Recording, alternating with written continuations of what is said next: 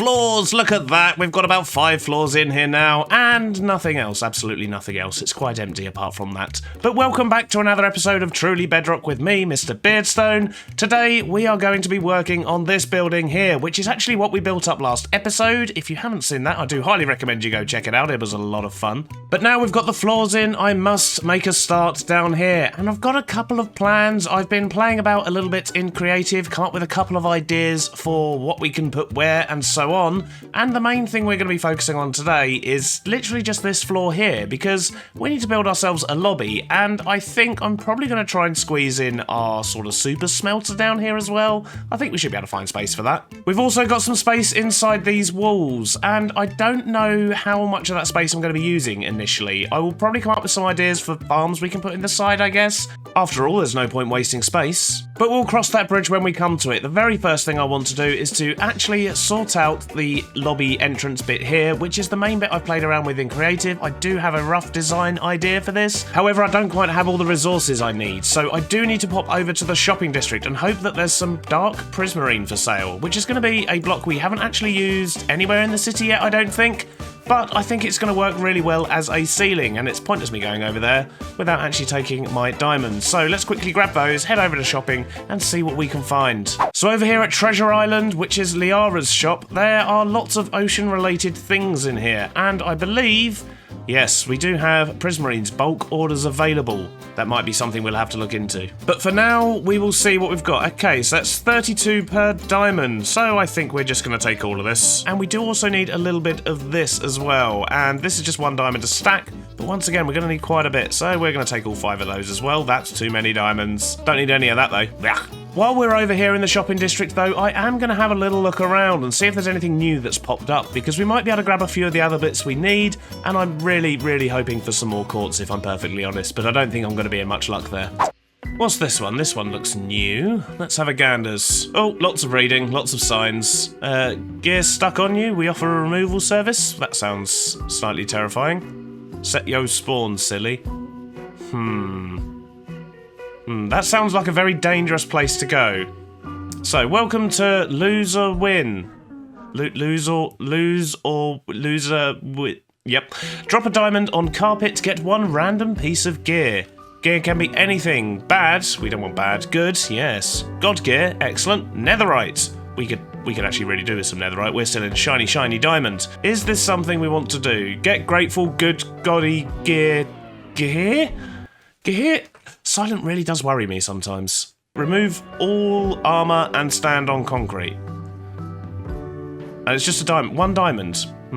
Okay, well this feels like something we should maybe risk doing. And I mean, it says we could get bad stuff, and that to me says we might get cursed stuff. But if we get netherite stuff, that's going to be amazing and save us some mining. Okay, let's do this. What do we get? Oh, yeah, we're supposed to put it on the carpet. Yeah, well, failed at the first hurdle. Classic.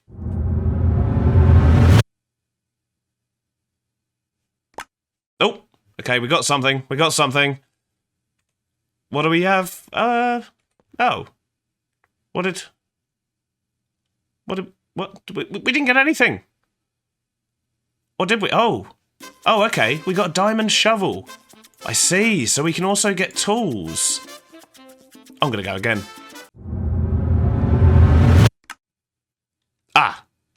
This better not be bad. Protection 4, Unbreaking 3, and a mending chest plate. I mean, it's probably better than the chest plate I had, but I'm wearing wings at the moment. Let's give this one more go. We don't want to go using it all up, because other people probably want to use it too, but if we can get a bit of netherite gear, that would be amazing. No! No! We got Curse of Binding. That is really not what we want. Well, I guess we need to use the gear removal thing, because I'm not running around with this on. I need my wings. This did not pan out.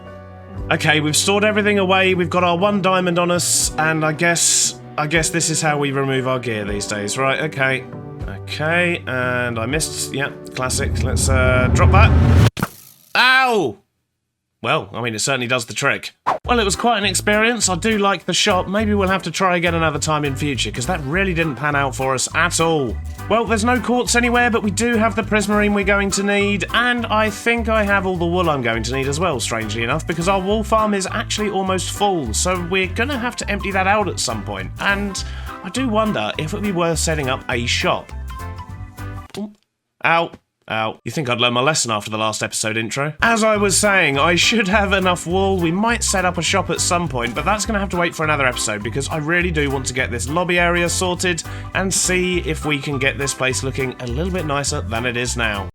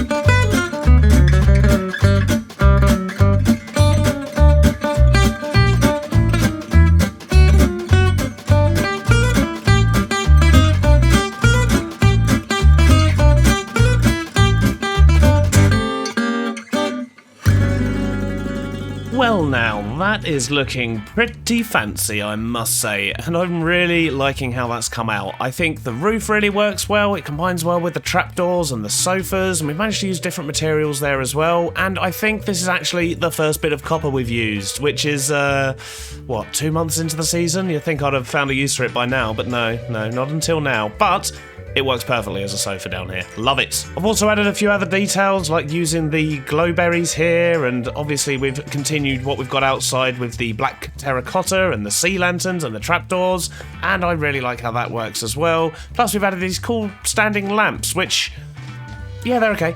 And we've also got lots of trees and bushes and so on, and of course a reception desk. And you may be wondering, why have you blocked in the back of it?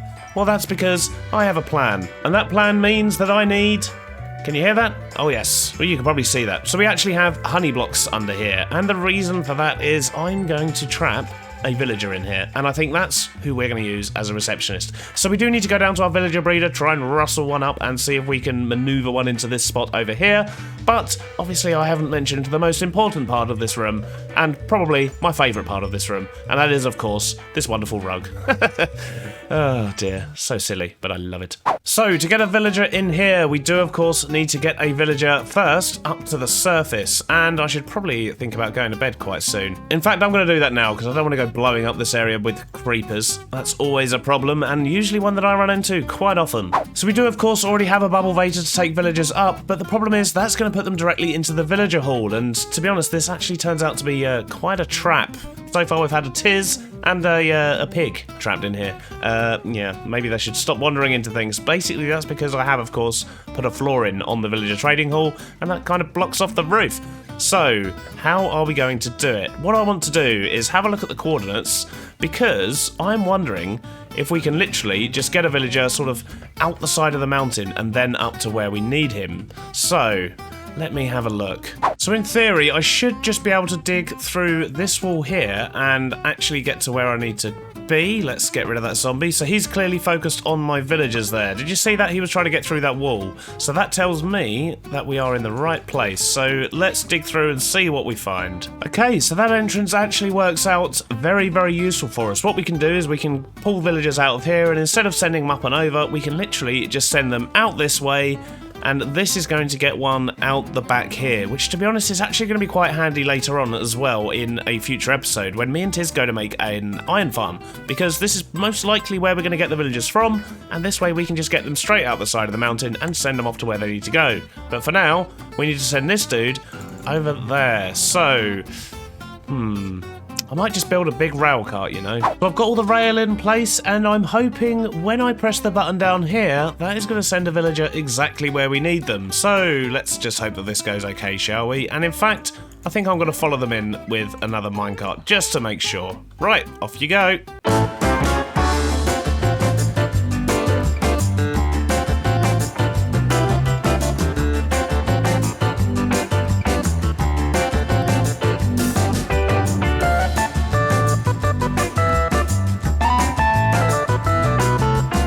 Look at that. Absolutely perfect. Double minecarted. Not what I intended, but that's what happens, I suppose, when you ride up behind the villager. So let's get him blocked in, and in theory, if I do this and this...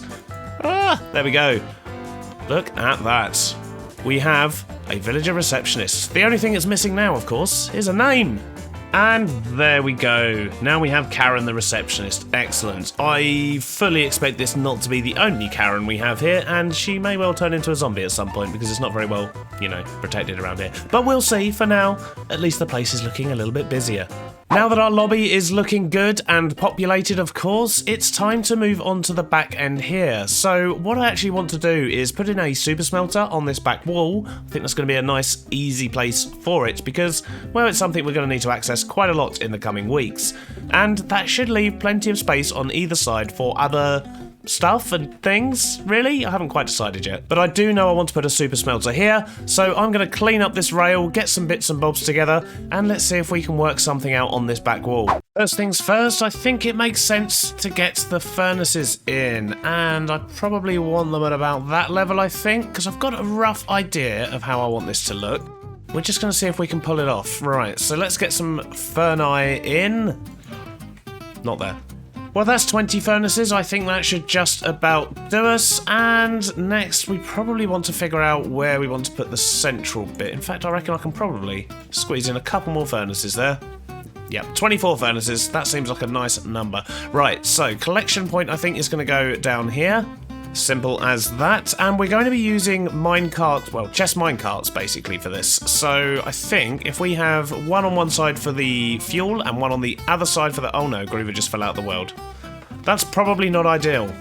But as usual, we're getting distracted, so we're probably going to have the rail running off that way, I guess. And if we send it over there, then we can power a couple of rails and basically send it up on its way, and we can do the same on this side and keep it all mirrored. And that does also mean we can control it with a single lever, and that will just start the furnace, and I think we'll be good to go from there. So next up, I'm going to get some hoppers in. Hopper, hopper, hopper, hopper, hopper, hopper, hopper, hopper, hopper, hopper, hopper, hopper, hopper, hopper.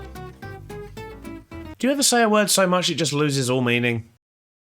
Well, believe it or not, that's all the hoppers in place. Next up, I think I'm going to sort out the rail.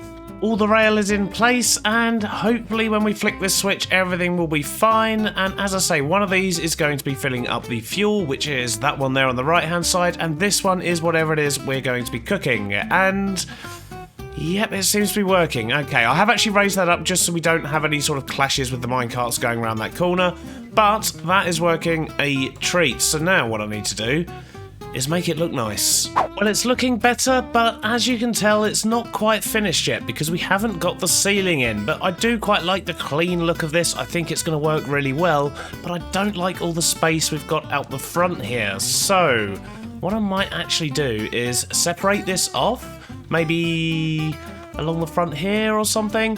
And I do have an idea, I think, for what I want to put over here, because we've got quite a lot of space behind this wall.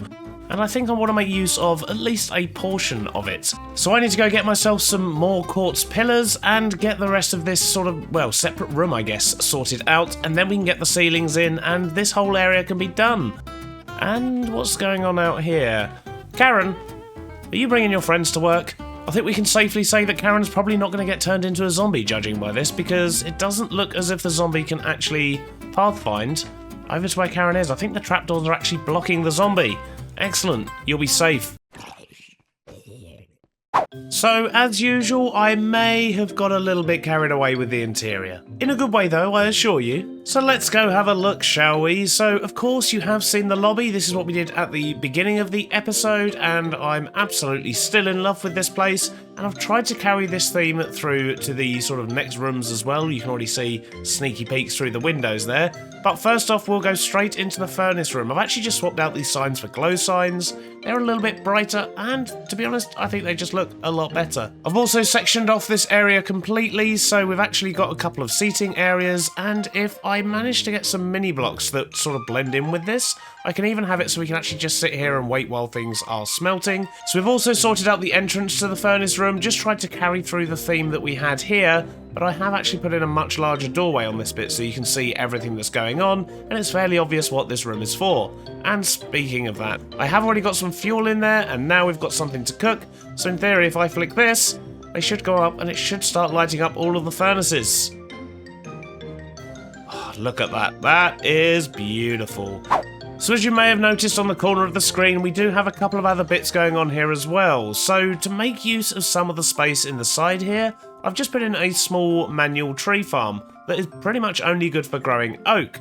But I need quite a lot of oak for an upcoming project, so this should work well for me, and it's fairly straightforward. I can just harvest away in here, and the water streams will collect all of the saplings and sticks and all the other drops. Obviously a few bits are going to land on the grass, but as long as I get the logs, that's the important bit. Everything else, however, does go into the water, like so, and then it goes into these hoppers, and into this item elevator. I've just used glass and used the old sort of floating through glass trick, which actually, I really like the look of that. That then just flows over into this chest and I can collect everything that goes into the water. So a nice simple system, but it should work a treat for us. And as they decompose, it will collect most of the saplings, or at least the ones that don't fall onto our little paths here. So as you can see, we have also put the roofs in. We've followed through the same sort of pattern that we had out in the main lobby there. And I think that works for this area too, because, well, it worked out there. Why wouldn't it work in here too? However, over on this side, things are still a little bit empty. I have put in a seat and a table and just sort of a small waiting area, or as a place filler for now. I don't actually know exactly what we're going to do with this area, but I think the bamboo helps to break up the wall and make it look a bit nicer.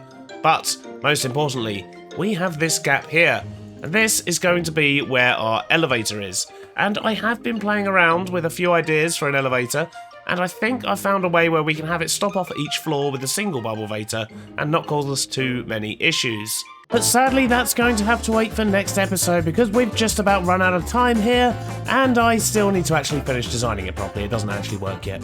Thanks for stopping by and hanging out, and I will see you all on the next episode of Truly Bedrock. Bye-bye now.